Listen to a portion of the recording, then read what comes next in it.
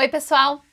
Eu sou a Loa Bianchi, sou pedagoga, psicopedagoga, mestranda em educação e coordenadora pedagógica.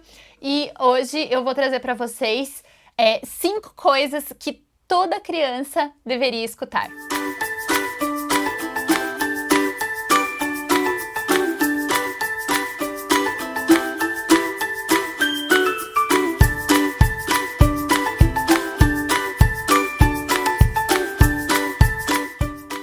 Na escola, eu converso muito com professores, pais, avós, tios, todos que são envolvidos nos atos de educar as crianças, e a gente percebe que muitas coisas são ditas a elas, às vezes de uma forma muito leviana, e coisas importantes são deixadas de lado e a gente acaba não falando para elas. Então, eu fiquei tentando pensar nas coisas que eu considero muito importante que as crianças escutem durante toda a infância delas.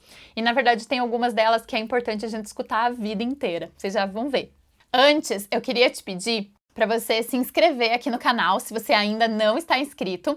Esse tipo de conteúdo é produzido toda semana, então você pode entrar aqui toda segunda-feira, ativa o sininho de notificação, porque aí vai aparecer para você o dia que eu coloquei o vídeo para você poder assistir já bem quentinho, saído do forno. Se você gosta desse tipo de conteúdo, também compartilhe com pessoas que estão envolvidas na educação, com pais, com educadores em geral, porque o importante é a gente estar sempre trocando ideias, comunicando, dialogando, para que a gente possa educar de uma forma cada vez melhor as nossas crianças. Vamos ver se você já disse alguma dessas frases para a criança que mora com você na sua casa ou para as suas crianças da escola.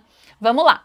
A primeira frase que eu acredito que toda criança precisa ouvir é: você consegue.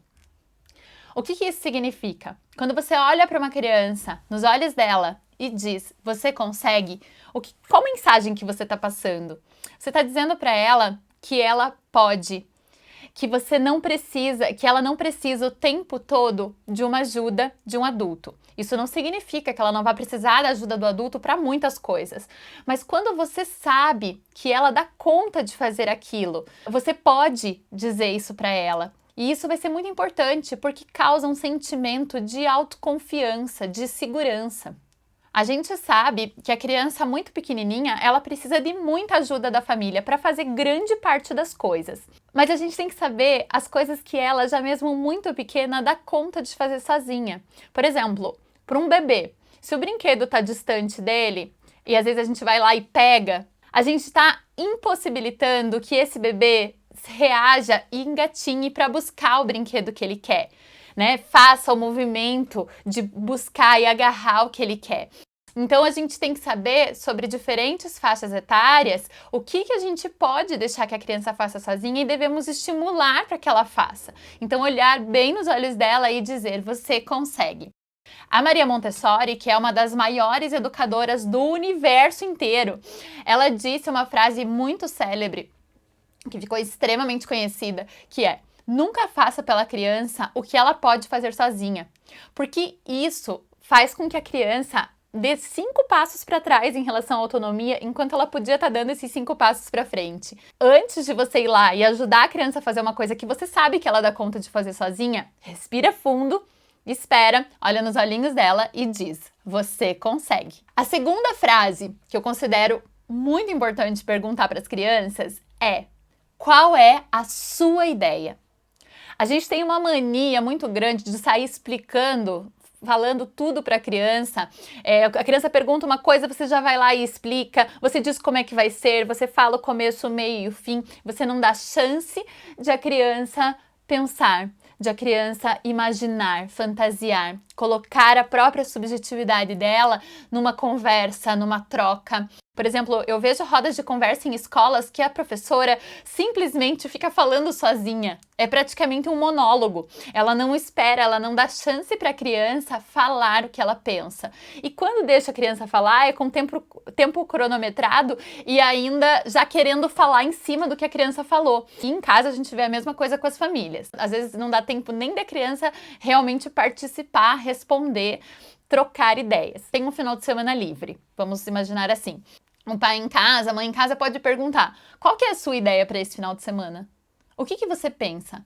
Do mesmo jeito que na escola os professores podem fazer isso. Então a gente está trabalhando sobre os animais polares. Qual que é a sua ideia de pesquisa para esse momento? O que você acha que a gente pode fazer? Então passar autonomia intelectual para a criança, né? Desenvolver autonomia intelectual com elas.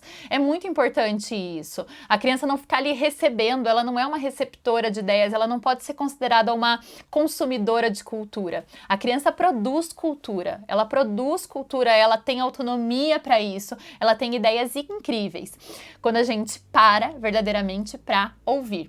A Beatriz Alemanha, que é uma escritora italiana, ela tem uma parte de um livro dela que fala assim: as crianças têm pés pequenos, mãos pequenas, mas nem por isso têm ideias pequenas. E eu acho que tá mais do que na hora de a gente parar para entender o que ela quis dizer com esse trecho, com essa frase, que traz muitas reflexões pra gente. Então pergunte para sua criança: qual é a sua ideia? A terceira frase, que eu acredito que seja muito importante as crianças ouvirem, é: eu estou orgulhosa, eu estou orgulhoso da sua atitude. Quando a gente fala em atitude, a gente não está falando da pessoa em si, a gente está falando do que ela fez, de ações reais. Aos poucos a criança vai percebendo que até pessoas muito boas e que ela considera muito boas vão eventualmente ter atitudes ruins. E o importante é a gente refletir sobre isso, refletir sobre as atitudes, trabalhar em cima disso, conversar, dialogar sobre o que não fez bem para o outro ou sobre o que fez bem para o outro. E tem mais uma coisa: geralmente os adultos eles acham que a criança ela tem o pensamento já generalizado como o do adulto, e se ele falar assim: nossa, parabéns, você se comportou muito bem hoje, isso para a criança não significa muita coisa, porque ela não sabe exatamente o que ele quis dizer com se comportar. De que momento que ele estava falando, né? Por exemplo, se comportou muito bem num aniversário. Isso é muito amplo. Então, vale muito mais você chegar para a criança e elogiar algo muito pontual, sobre alguma atitude muito específica dela. Por exemplo, eu achei muito legal que hoje você esperou o seu amigo falar na roda. Naquele outro dia você não tinha feito isso, dessa vez você fez. E você viu como foi importante para o grupo a gente escutar primeiro e falar depois? Então você diz exatamente para a criança qual é a atitude que você gostou. Não adianta ser generalizado, falar assim: nossa, você foi muito bem nesse bimestre, nesse trimestre na escola. Não, você foi muito bem, isso é muito grande, é muito amplo para a criança, ela quer saber o que ela fez de legal. E aí a gente consegue reforçar esse comportamento específico. Então, por exemplo, para uma criança um pouquinho maior, vamos imaginar: eu vi que a sua letra melhorou muito, olhe essa atividade. Nessa atividade eu consigo perceber exatamente que a sua letra evoluiu muito, significa que você está se esforçando bastante. Então você elogia a atitude, a ação da criança em relação àquilo. E é legal também, quando você vai repreender a criança por alguma situação específica, você usar a palavra atitude também. Então você dizer para ela: eu gostei da sua atitude, ou eu não gostei da sua atitude. Não significa que eu não te amo mais, não significa que eu não gosto de você, significa que a sua atitude não foi legal. E esse também é o papel do adulto, muitas vezes, pontuar isso para a criança. O mais interessante é que às vezes as próprias crianças chegam pra gente em outros momentos e falam: ei, Aloá, não gostei da sua atitude. Porque eles acabam percebendo isso, que é uma situação pontual, que ele não gostou e que precisa trocar uma ideia sobre aquilo. Então, ao invés de você deixar no amplo, elogios muito vagos, como você é linda, você é inteligente, elogie as atitudes.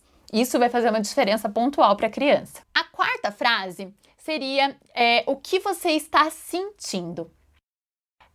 A gente poder ir trabalhando a inteligência emocional da criança é algo muito importante. Por quê? Porque isso vai repercutir, refletir lá na frente. Quem são esses adultos hoje que não conseguem se emocionar, que têm medo de chorar, que têm medo de expor seus sentimentos, que não conseguem dialogar numa relação? Já viram homem e mulher que não conseguem conversar numa relação? Não conseguem conversar com a família sobre o que sentem e o que pensam de verdade, o que acontece lá dentro, sobre as suas próprias emoções. É isso que acaba acontecendo. Então, a gente precisa, desde muito pequeno, conversar com a criança, dar espaço para que ela conte, para que ela diga como ela se sente em relação a alguma situação. E, inclusive, você também fazer isso. Você também contar para ela como você se sente em relação a determinada situação. Como aquilo te magoa, como aquilo te faz bem, como algumas coisas não são legais que os outros façam pra gente. Empatia também é ensinável. Então você falar como que você acha que o outro está se sentindo com essa situação. Vamos ver essa, às vezes a gente está assistindo um desenho juntos, um filme.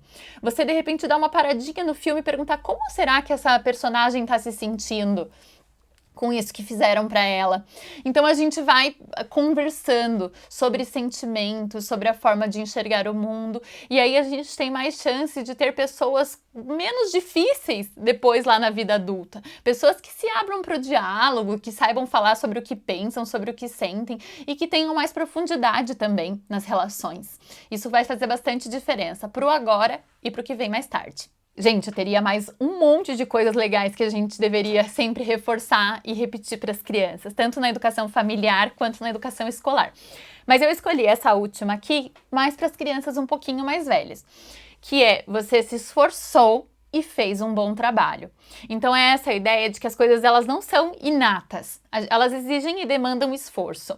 Para as crianças pequenas eu falo que não existe essa história de esforço. Ou a criança está motivada ou ela não está. Ou ela está animada para fazer ou ela não está. Não adianta você ficar insistindo com a criança e tendo um diálogo com ela de uma criança bem mais velha. Se esforce que você vai fazer. Primeiro a tarefa, depois a brincadeira. Não existe isso para criança pequena, né? Isso é um crime contra a criança pequena você falar uma coisa dessa. Porque para ela é sempre o direito. O direito de aprender, o direito de ser, o direito de brincar, de participar. Quando a criança vai crescendo um pouquinho mais, ela começa a colocar um certo esforço nas práticas dela. E ela começa a entender que tem algumas coisas que ela vai ter que prestar atenção e que não são tão legais assim, algumas habilidades que ela vai ter que treinar, que talvez ela não tenha tanta aptidão quanto outras. Então isso vai ficando cada vez mais forte. Os pais, eles têm que acompanhar esse processo, assim como os professores. No ensino fundamental 1, é muito importante que a gente valorize o trabalho da criança e a gente aponte esse trabalho. Então a gente dizer para a criança que não importa exatamente o resultado final, mas o percurso. Então você olhar para a criança e dizer assim, eu percebi que durante todas as aulas você estava prestando atenção, você estava participando. Então, esse resultado final aqui, ele é resultado de tudo isso, de todo esse processo, que é muito mais importante do que o produto final. Às vezes vai acontecer de o produto final não sair aquela coisa, mesmo que a criança tenha se esforçado muito, mas o que vale, o que importa, é que a criança realmente leve para frente uma ideia de que o esforço compensa. Ele está sendo observado pelos adultos que estão à sua volta e isso vai fazer com que ela persista, com que ela depois se torne um adulto mais persistente e mais confiante nas próprias capacidades também. Bom, gente, tem outras frases que vocês consideram que a gente deva falar para as crianças? Me conta aqui nos comentários também. Vamos trocar mais ideias sobre isso. Se você gostou e quer mais vídeos desse tipo, me conta também, coloca aqui. Vamos trocar bastante ideia e vamos fazer o melhor pelas nossas crianças. Um beijo e até o próximo vídeo.